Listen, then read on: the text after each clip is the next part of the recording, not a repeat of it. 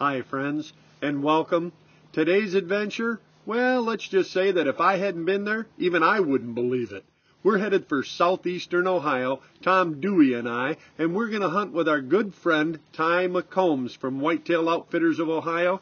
And you frequent flyers, you regular viewers here on the Journal, you may recall that this time last year, we ran down there and I was fortunate enough to harvest a monster of a whitetail buck with my bow, and I did it in less than 24 hours. Well, if you're a deer hunter, you know that's not the norm. It's not the way it usually happens. And I have to say I was really fortunate for everything to come together to make that happen.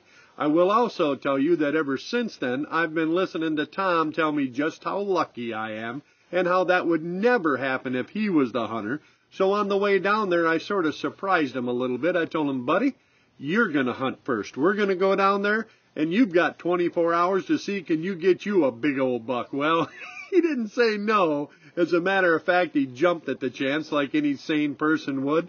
Hey, I'm your host, Kyle Randall. This is my Wilderness Journal, and we're headed back to the Buckeye State, hoping to double up on monster bucks. And friends, the clock is ticking.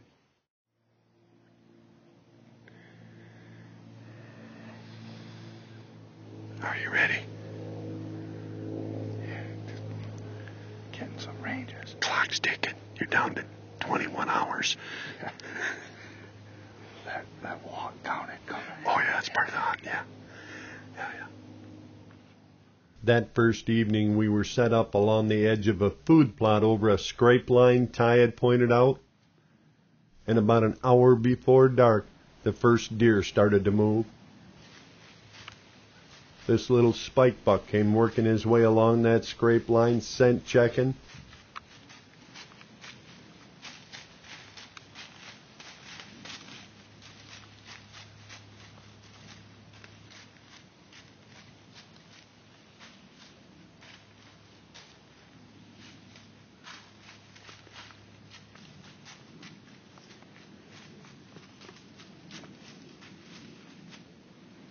He was certainly close enough, but I was pretty certain Tom was going to wait for something a little older.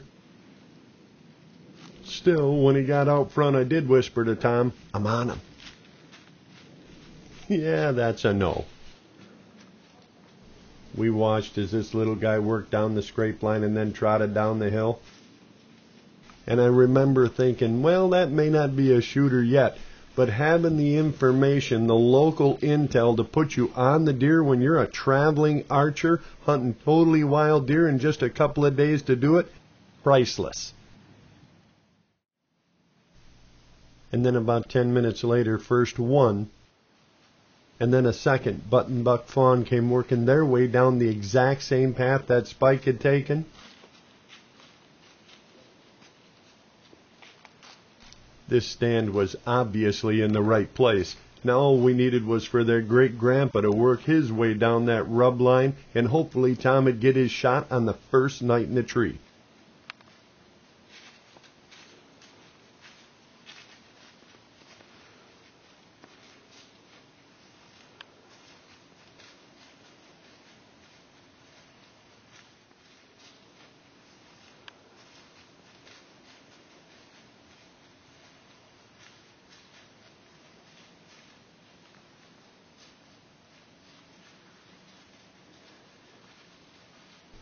And not long after they passed, Tom whispered to me he could see another deer. I looked over, and a doe was standing out in the trees.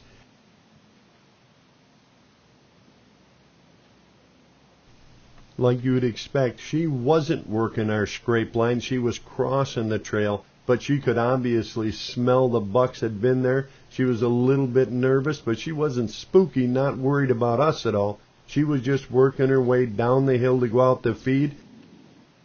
And with no buck following behind her, it was beginning to look like this hunt, at least for this evening, was over. That first evening, there didn't seem to be much movement from mature deer, at least not until just before dark when I decided to try a little grunting. We hadn't seen much. What could it hurt? A dandy buck had come up the hill to my grunting, and he was right behind me, not 25 yards away. Unfortunately, there was no way Tom could get a shot. And then the buck turned and chased off after something grunting. He ran up the hill a little bit and then walked up through the trees. Took off chasing something. Doe over there or something. That's a nice buck, buddy. That's a nice deer. We got close first night. Sometimes it's hard to beat them real girls, you know what I mean? That was definitely a shooter. Unfortunately, he heard or saw something in the other direction that seemed a little more attractive than my grunt call. All we could do was come back tomorrow evening and give him another chance. That is assuming we survive tomorrow morning, because tomorrow morning Ty was sending us up this long, steep, thorny, rocky, did I mention steep, nasty hill, to a place he said he'd never hunted because nobody ever wanted to go there. It was such a trek up there, we were actually going to have to leave an extra hour early so we could get in there before the deer started up the valley. And Ty was truly concerned. He said, "You may not like me much after you walk in there tomorrow morning." I told him, "Don't worry about it, buddy. You had me at nobody hardly ever hunts there." After not nearly so long an arduous and steep climb as Ty portrayed it to be, we found ourselves in the stand well before daylight. And in the gathering brightness of dawn, we could see just why we were here. We were on the edge of a huge bedding area that was on top of a very steep hill. It was thick, it was rocky, there were scrapes and rubs everywhere, and not long after sunup, there were a couple of does working their way up the hill in our direction. We watched as they picked their way along, and then suddenly they'd hop off to one side and duck into the brush. It was so thick, and a lot of times we couldn't see them, but we could always hear them in all the oak leaves. And friends, you have to know, whenever you've got does, especially in the rut, acting like that, yeah, there's almost always a reason. What appeared to be a young 6 or 8 point was pushing these girls around. Certainly not a shooter, not on this trip. But sooner or later you had to know that a bigger, older buck was going to show up and lay claim to these girls. At least that was our plan.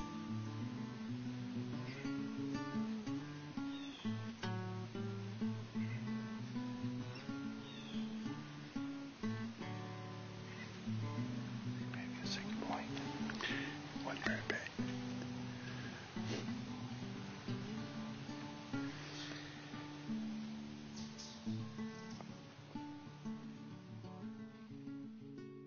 The rut was definitely on. And even though that buck wasn't a mature one, it certainly didn't mean that another older buck wouldn't come along and follow the trail of those does as they worked their way up the hill. We were set up on the edge of a big bedding area on a bench right at the very top, and sooner or later a big boy was going to come along and see who was messing with his girls. At least that's what we were hoping.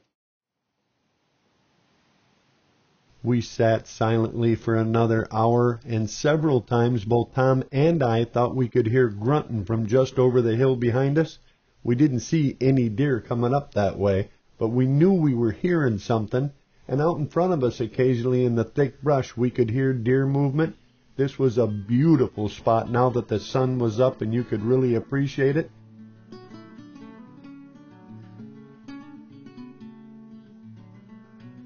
To my way of thinking, this was definitely the perfect location for a rut time stand. In fact, I remember thinking all this place really needs now, deer. A couple of does.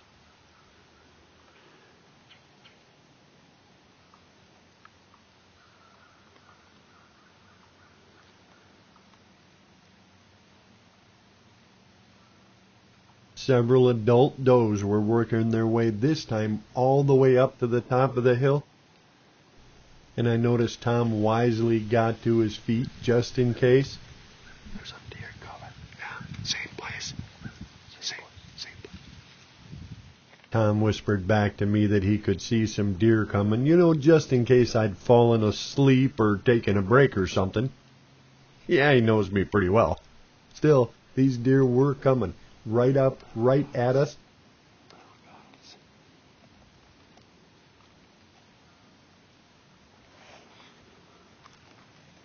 And that meant if a buck was following them, they were going to drag him right straight out in front of us.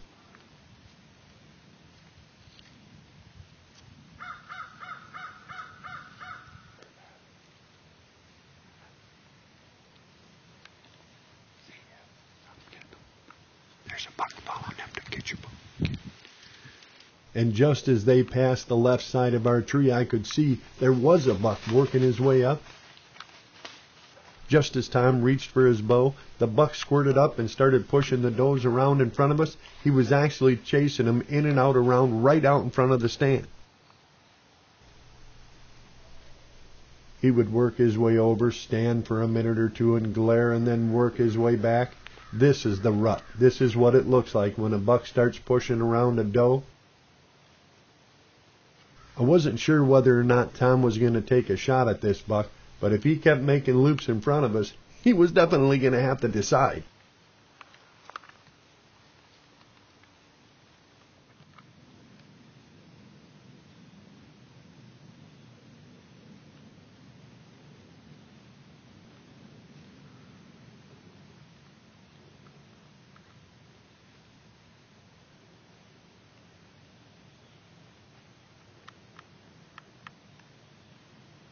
The buck pushed both does up into a thicket just to the left of our stand, and then he went in there like a big old bird dog and flushed them out. Now they were coming right at the tree, right at Tom.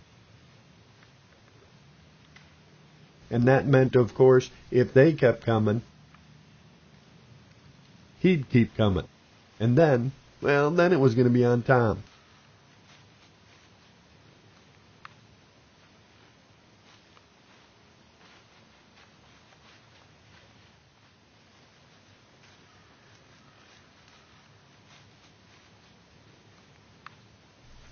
This, friends, is what I call hold your breath time. There are deer right in front of you, working right at you. If they smell you, if they see you, if they hear you, anything and everything can blow this up. A lot of hunters never even get this close, and unfortunately, sometimes when they do, well, let's just say that the adrenaline management you need to do in order to handle this situation is considerable.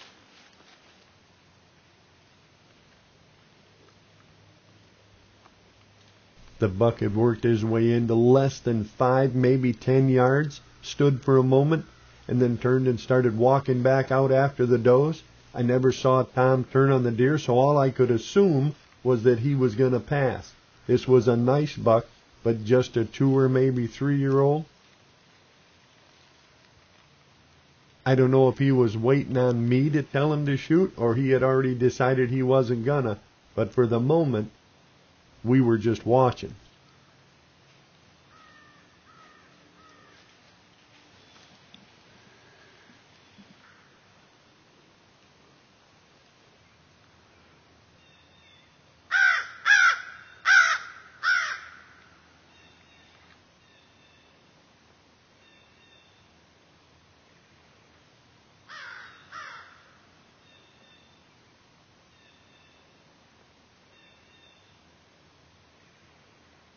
For a rut chase, things seemed to be happening in slow motion. This buck would stand for the longest time and stare, and then finally he worked his way over by a big rock and started working in a scrape, and while he was doing that, the does actually started hooking their way back below us again. I thought for sure this buck had turned and chase after him, but he didn't. He just stood there. And when I say stood there, I mean he stood there for a full 2 or 3 minutes.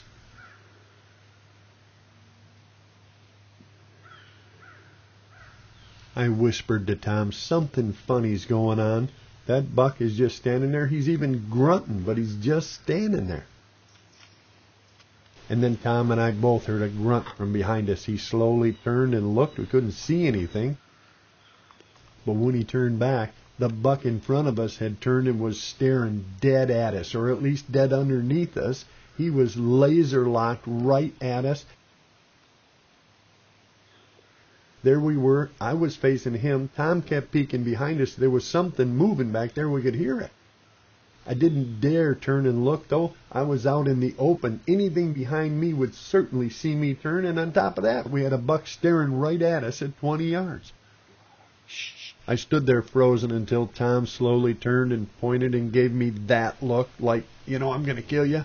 I knew I had to move. There was a buck, another buck, right up behind us, and Tom wanted me to turn and get on that deer. Unfortunately, like I said, I was caught right in between the two of them.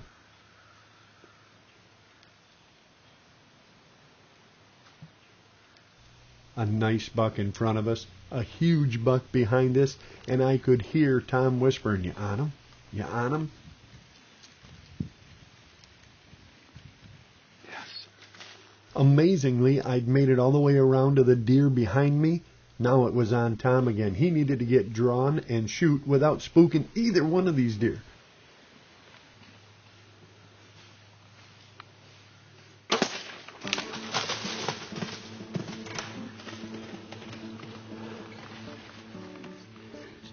Yeah, I was on that for long. Nice buck, dude. Yeah. Oh, look. He's still right there.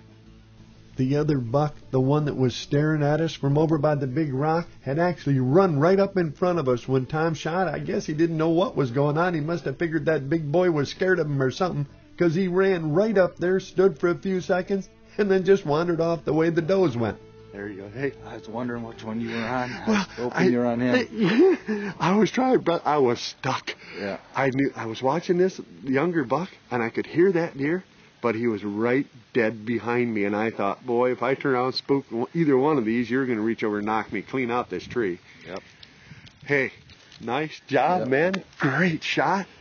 Yeah. I I don't didn't think know if you were on him or not, because I couldn't tell where these were at, and I knew your back was to him, so... That's the rut thing, isn't it great? Yep. I got to tell you, Ty, he sent us up here. He said, you're going to hate me. And we've been kind of saying, yeah, I agree with you all morning long till right about 5 minutes ago. Yep. I appreciate how hard you practice shooting at long distance. That shot was I might have been 9 yards. Right. Could have just dropped them. But dropped the arrow on top of them. Oh, I'm going to sit down if that's right. Yep. I don't blame you. I would, but I think my knees are still shaking. Well, Mr. Tom doing nice job. Yeah. I saw him kind of stop over there about 50, 60 yards and start to shake, and I think he went down right there. Yep. I could see him for a minute, and then I couldn't see him at all, so I assume he went down right there. I think so too. We'll give him just a few minutes and let your pulse rate come back down a little closer to. I ain't dragging you and him out of here. Yeah. Oh, thank you, Ty McCombs. Yep. Thank you, Ty. No what doubt. A great hunt. Send us up into the. Ain't no wonder not many people want to hunt up here. No, just walk up this little hill and you guys will be all right. Yeah. Hey, did you pace it off? What is it? 6.5 yards from the tree? Probably. Yeah. 6 tops. 6 tops. Yeah. All right. Well, let's go get him, brother. All right.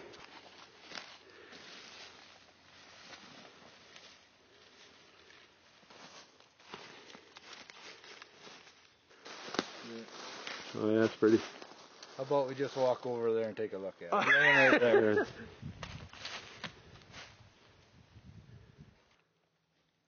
Well, get on behind that bad boy. What do you think of that? Nice deer. This Ohio thing's getting to be a habit with us, isn't it? Yeah. That's a good habit to have, right? Is it? Don't want to break that one? No, that's a good one. Well, turning back and forth a little bit, that is a monster buck, dude. Congratulations. Beautiful 4-year-old. I don't know what's he got. I guess 10 scoreable points or so. I don't know how much, whether you score them points down there around his head. He's probably got a dozen or so. Yeah. Wiggs would score him. Thank you, Ty. Yeah. Great opportunity to be able to have and come to harvest a nice deer like this. It happened again. Another great buck, and in less than 24 hours, again. I don't know how to explain it. This never happens. Oh, and speaking of Ty, I was sitting there looking at that great buck thinking, boy, I hope he can get up here with his buggy and help us get this horse off the top of this hill. This is our second year with you. Yes, sir. Coming here with Kyle to your place, what an experience. 2 mornings, first morning, 2 years in a row, this is what we get. Yeah. And the one last year just as nice. You put us in the stand, we stay there, we do what you say. So in other words, you're saying you just listen to it. We listened to Oh, it. and now don't get out of hand. First of all, that deer's not just as nice as the one last year, because that one was mine. Yeah. Let's not get silly. It's all a Oh, yeah. matter of opinion. Yeah, matter of opinion. Exactly right. Exactly right. 2 deer, 2 days, 2 years in a row. That's stupid. I mean, it's almost embarrassing. It is almost. Tom's not embarrassed. Yeah, but I'm not embarrassed. Well, then I guess it is. You just hope that you get the right weather, and you get the right weather. You know, you'll produce deer. The spot we went to this morning. What did you say after it got light? Yeah. I said, you must have really did something to make Ty upset to have him. He said, Ty don't like you no more. But, hey, look how it worked out. We really appreciate it. We do appreciate it, brother. Thank you again. Congratulations again, Mr. Tom Dewey. What a tremendous deer. And friends, just in case you missed it, that was nothing short of amazing. Another monster Ohio buck in another 24-hour or less hunt. That's incredible. That never happens. I have hunted all over all of my life. Everywhere there's a deer, I think I've chased it. And I have never seen 2 giant bucks in the same place within miles of each other, 2 years apart, both in less than a day. It just doesn't happen, especially not on an archery hunt. And Tom, you are the man. You made it pay. It was a great shot and a tremendous deer. And I can't tell you how excited I was to be there and share it with you. Friends, don't expect it to always be like that. There are great deer in that part of the state, but I have to tell you, they're hunted, and they need to be treated just like heavily hunted deer anywhere. Scent control, sound, stand position, local knowledge, listening to your outfitter. Every little thing makes a difference if you want to tag one of those big Buckeye bruisers. And I have to tell you, it's not always going to be that easy. We had no right to expect it to be that quick this time. Either way, who knows? You might just bump into me, because I still got a tag for this year. And I promise you, Tom's going back next year. I don't think wild horses could drag him up. Friends, I truly hope we see you out there. And if we do, well, you know we're going to stop and help you drag yours out and then share that cup in a fire. And if we don't see you down there, friends, well, then I'll wait for you right back here so we can share another adventure from my Wilderness Journal.